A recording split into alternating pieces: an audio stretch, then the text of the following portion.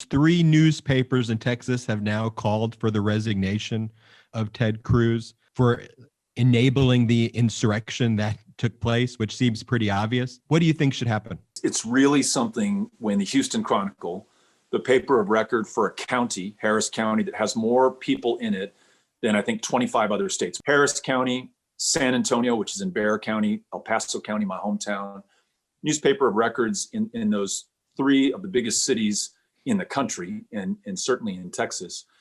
Soon, I hope to be followed by other papers.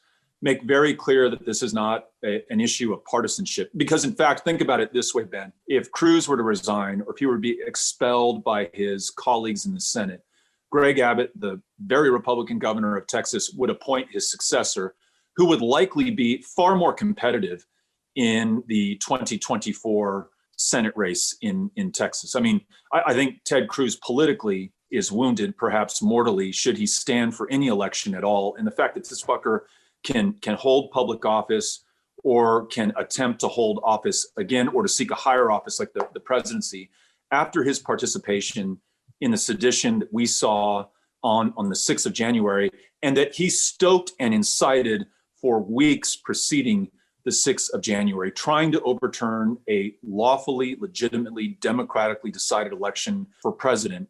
There should be no grounds for him to hold the position of public trust that he currently has. And some, and you're an attorney, I'm not, but some would read the 14th Amendment to say that Ted Cruz, having participated in insurrection, this failed coup on the 6th, should no longer be able to hold his seat in the Senate. But the fact that you have not just Sherrod Brown, who was courageous and stepping out there as his colleague saying Cruz should resign or be expelled, but you have Joe Manchin, the most conservative member of the Democratic caucus, the new Democratic majority in the Senate, saying almost the exact same thing, shows you that this is a consensus position across the ideological spectrum. And I'm not so sure that you wouldn't have some Republican members of the Senate voting to expel him as well if that were brought to the floor. So he should be expelled or he should resign. If there are no consequences, if there's no justice for what happened,